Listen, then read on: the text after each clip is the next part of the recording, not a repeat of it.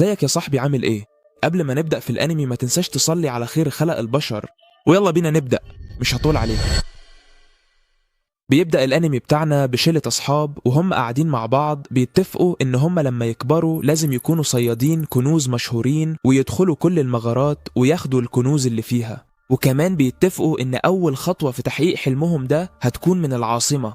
فعلى طول بقى بيروحوا لهناك وبسرعة بيأسسوا فريق قوي. وفي إحدى الأيام الممطرة بنشوف شخص ملثم ماشي لوحده في الشارع.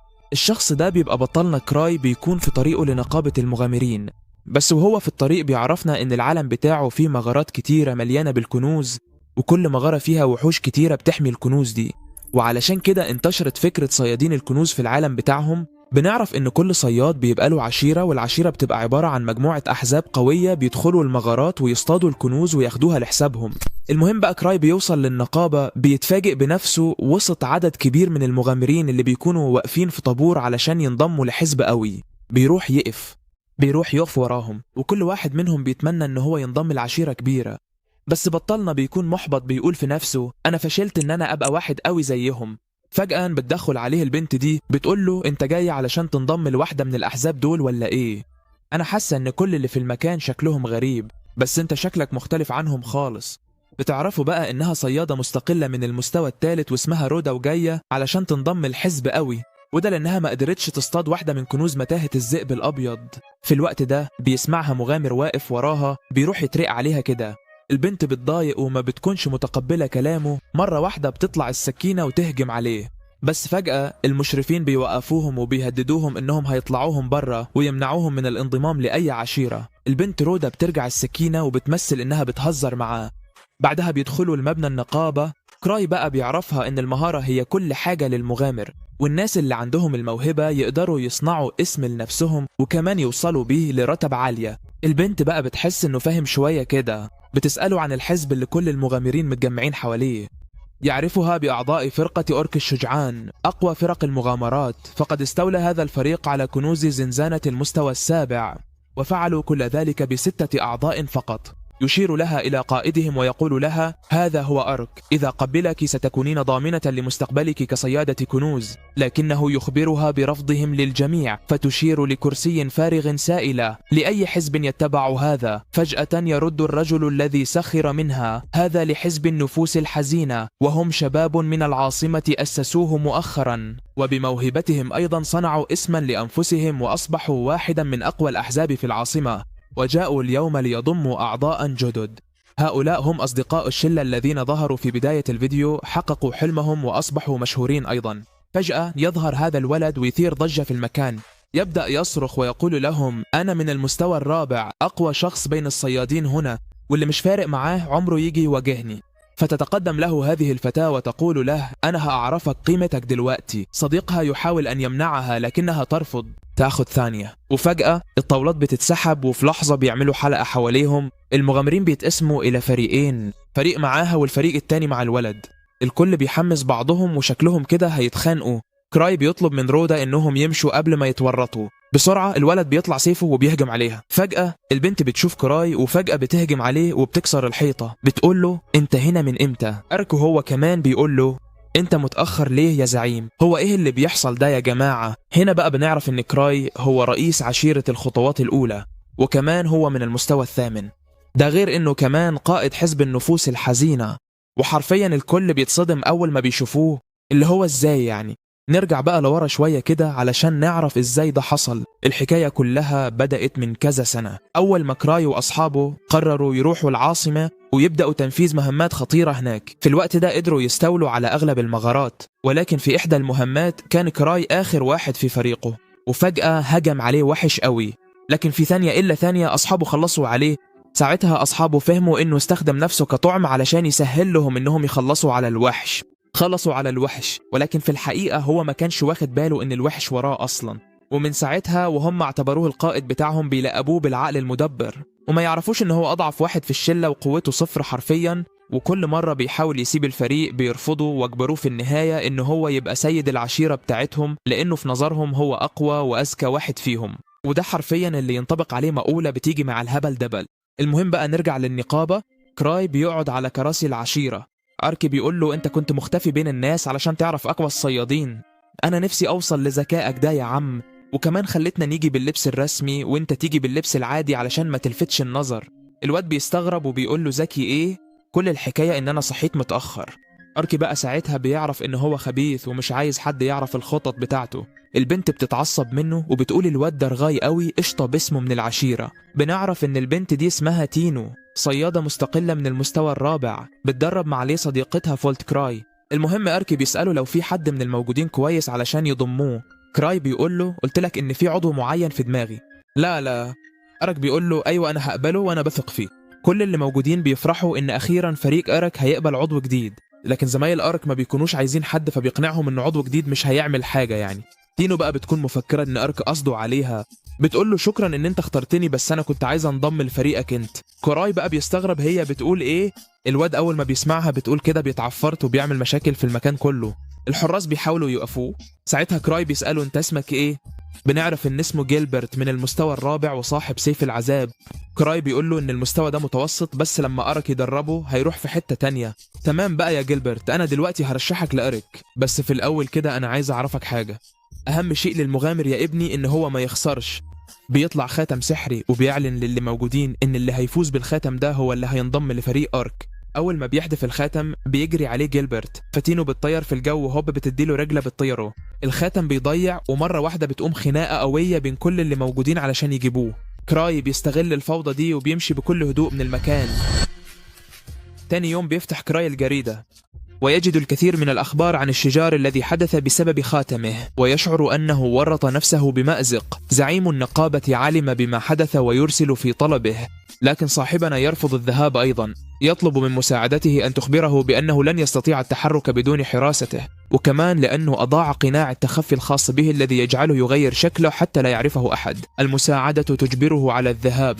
عند وصوله يتوسل للزعيم معتذرا عن خطئه، فيجيبه سأعفو عنك لكن بعقاب بسيط، ثم يسلمه كتابه ليختار منه مهمة. كراي يقلب الكتاب هكذا ولا يعرف المهمات به، فيجد مهمات من المستوى الرابع والخامس والسادس، فيتفاجأ الولد بذلك. فجأة تقع عينه على مهمة من المستوى الثالث فيختارها، لكن الغبي لا يعرف ماذا اختار. هذه المهمة تعتبر الأخطر حرفيا، لأنها عبارة عن إنقاذ فريق داخل متاهة مليئة بالوحوش من الرتبة S. كراي لا يهتم، لأنه في كل الأحوال لن ينفذها بنفسه، وسيجبر أرك على أن ينفذها بدلا منه. أول ما يعود إلى المقر يجده فارغا ولا يوجد فيه سوى تينو. تقول له أنا التي وجدت خاتمك. تمام قوي، أنا لازم أختبر قوتك. بيديها المهمة وبيقول لها أنت اللي هتنفذيها. البنت أول ما بتشوفها بتهرب بسرعة من المكان. كراي بيكتفها بسلسلته السحرية وبيرجعها تاني. البنت بتقول له أنا مش هعرف أنفذها لوحدي، المهمة دي خطيرة جدا. قال لها ما تقلقيش، أنا جايب شوية مغامرين هيساعدوك. في اللحظة دي بيوصل المقر رودا وجيلبرت وجريك. تينو أول ما بتشوف جيلبرت بتتعصب، بتقول له استحالة أشتغل معاه. كراي بيقنعها وعلى طول بيبدأوا تدريب وبيفضل يراقبهم من بعيد. ساعتها بيفتخر أول مرة جه العاصمة هو وفريقه راحوا النقابة علشان يسجلوا اسمهم. هو الوحيد اللي كان رافض يسجل اسمه. بيقعد كتير يقنعهم إنه يرجع لأنه مش عايز يبقى عبء عليهم، بس لوك ما بيهتمش وعلى طول بيرزع الباب برجله وبيدخل. بيعرف الموجودين إن هو أقوى سياف في العالم وعاوز يسجل اسمه هو وفريقه. موظفة الاستقبال بتديله ورقة يسجل فيها اسم الحزب بتاعهم وكمان الشعار، ومن غير أي تشاور. كراي بيختار الحزب بتاع النفوس الحزينة وبيختار شعار الجمجمة. العيال بيقفوا متناحين كده، اللي هو إيه القرف اللي أنت عملته ده؟ كراي بيقول لهم كده تمام قوي، أنا كده فشلت إن أنا أكون قائد، سايب الحزب سلام. بتصرفوا داز ما يحلو لكم. الجميع يغيرون رأيهم ويعرفون أن ذوقه رائع. بعد ذلك بدأوا بتنفيذ مهام وسط جميع المغامرين الأقوياء في العاصمة، وتمكن هذا الفريق من وضع نفسه بين أقوى الأحزاب. نعود الآن إلى الوقت الحاضر. راي يجلس مع جريك وتين وبقية الفريق. جريك يسأله كيف حصلت على لقب الألف حيلة؟ مش باين عليك أبدا. نعرف أن هذا اللقب لا يحصل عليه إلا القليلون، والنقابة تعطيه لأي شخص يصل إلى المستوى الثامن، ولهذا السبب حصل كراي على هذا اللقب، وكل ذلك لأنه يمتلك الكثير من الحيل التي تجعله يفوز بأي معركة. المهم أنه كراي يبدأ في شرح الخطة اللي من المفترض أن ينفذوها. يعرفون أن المهمة حتكون في وادي الذئاب البيضاء. يشير إلى رودا ويقول لها هذا هو نفس المكان الذي كنت تتمنين الاستيلاء عليه، وهذه هي الفرصة لتحقيق حلمك هذا. جيلبرت يعترض ويقول له أنا غير موافق، حتى الآن لا أصدق أن قائد العشيرة أصلا تبدو ضعيفا. كراي يقول له تمام، إذا أنت لست معنا في الفريق، وجريكا وتين سيقومان بالمهمة وحدهما، لسنا بحاجة إليك في شيء. ثم يغادر. بعدها فجأة جيلبرت يغضب ويوقفه، يقول له: أتحداك أن تدخل معي في قتال، ويا سيدي إذا هزمتك سأذهب معهم في المهمة وأنفذها. كل أوامرك؟ كراي بيقول له: تمام، بس أنت مش هتقاتلني، أنت هتقاتل تينو دي من مستواك ووريني هتعمل معاها إيه. جيلبرت بيوافق. بيبدأوا يستعدوا، بس مرة واحدة تينو بتقول له: أنا هقاتل من غير سلاح. كوراي بقى بيقف بعيد كده وبيقعد يخمن مين فيهم اللي هيكسب. بيكون متوقع إن تينو هتكسب، وده لأنها طورت مستواها لوحدها مش بمساعدة حد خالص. بس برضه بيقول إن جيلبرت معاه سيف سحري كويس يقدر يهزمها بيه بكل سهولة. مرة واحدة جيلبرت بيستغاب وبيقرر يستغنى عن سيفه. بيقول لها: أنا كمان هقتلك من غير السيف بتاعي.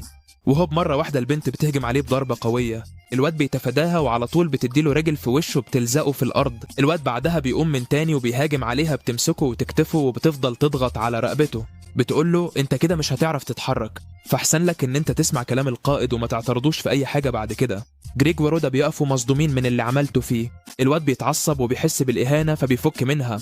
ومرة واحدة البنت بتديله ضربة بتخليه يفقد وعيه. ساعتها جيلبرت بيفتكر ذكرياته وهو صغير لما كان بيتعلم ازاي يستخدم السيف. الواد ده كان قوي لدرجة انه يقدر يتغلب على كل اللي معاه حتى الأكبر منه. فقرر وقتها ان هو يروح للعاصمة وينضم للحزب، وقدر مع الحزب ده يستولي على كنوز كتيرة ومحدش كان قادر يهزمه. فجأة بقى بيقرر يسيب الحزب علشان حس انه اقوى منهم. وفي اللحظة دي تينو بتفوقه بتنصحه ما يقاتلش تاني من غير سيفه، لانه من غيره ولا اي حاجة. ساعتها كراي بيروح وبيقول له: أنا عارف إن أنت سبت الحزب بتاعك علشان شايف نفسك أقوى منهم. الواد بيستغرب، بيقول له: أنت عرفت منين؟ كراي بيقول له: أنا عارف كل حاجة عنك. بيضرب السيف برجله وبيخليه يطلع نار. الواد بيتصدم وساعتها بيقتنع إن هو قوي جدا، فعلى طول بينضم للفريق. كراي بقى أول ما بيرجع بيقعد يقرأ عن خزائن الذئب الأبيض، وبيعرف إن الوحوش جواها انقرضت، بس من فترة ظهر وحش تاني على شكل ذئب ومحدش قادر عليه خالص. ودي المهمة اللي المفروض تينو والفريق هيعملوها. فبيبدأ يقلق عليهم، بس عنده ثقة إن هم قوياء وهيقدروا يعدوا منها. فجأة بقى إيفا بتدخل عليه بتقول له: كده شكلك ورطت العيال دول في مهمة صعبة. قال لها: ما تقلقيش، دول من المستوى الرابع وهيعدوا منها. بعدها بيشكرها إنها عرفته إن جيلبرت ساب الفريق بتاعه لأنه أقوى. ومنهم البنت بتقوله: أنا سمعت إنك استخدمت أداة سحرية على سيف جيلبرت. قال لها: أيوة، دي حاجة سهلة جدا وكمان أقدر أتحكم فيها بسهولة، حتى جيلبرت يقدر يستعملها من غير ما يكون عارف عنها حاجة، علشان كده مفيش أحسن من الأدوات السحرية. بيقول لها: تفتكري الواد ده ممكن يبيع لي السيف بتاعه؟ البنت بتتعصب عليه وبتقول له: انت مضيع كل فلوسك على الادوات السحريه اللي كلهم شبه بعض. قال لها: كل اداه لها استعمال مختلف، وكل خاتم في ايدي له استخدام مختلف، زي ان الاول بيطلع نار والتاني بينور في الضلمه. البنت بتقول له: انت بيدخلك فلوس كتير جدا من الكنوز، مش لازم تصرفها كلها على التافهه دي. بنعرف يا صاحبي ان الفلوس اللي بتدخل الحزب بتتقسم على الفريق كله بالتساوي، وعلى الرغم من انه ما بيعملش حاجة بس بياخد فلوس كتير. كراي بقى بيسيبها وبيروح علشان يشحن ادواته السحرية. وهم قاعدين الراجل ده بيسأله لو عرف بموضوع الوحش اللي دمر قافلة كاملة وكمان خلص على كل الحراسة اللي من المستوى الثالث. كراي بيستغرب وبيقول له: هجوم؟ الهجوم ده كان فين؟ البنت اللي معاه بتعرفه ان هو قريب من وادي الذئاب البيضاء، وكمان بتقول له ان عدد الوحوش في المغارة دي اضعاف الفترة الاخيرة. صاحبنا سعادته صدم وتمنى أن يقصدوا مغارة أخرى، ففريقه ذو المستوى الرابع قادر على المواجهة، لكن الفتاة أخبرته أن فريق رولدوف من المستوى الخامس اختفى هناك منذ يومين، فوقع الخبر عليه كالصاعقة. يخرج ورقة المهمة مرة أخرى ويقرأها ويكتشف أن هؤلاء هم المغامرون الذين أرسل فريقه لإنقاذهم. أرسل فريقا من المستوى الرابع لينقذ فريقا من المستوى الخامس، وكمان أرسل 3 لينقذوا 5. يا للروعة! اتضح أن الموضوع حقيقي.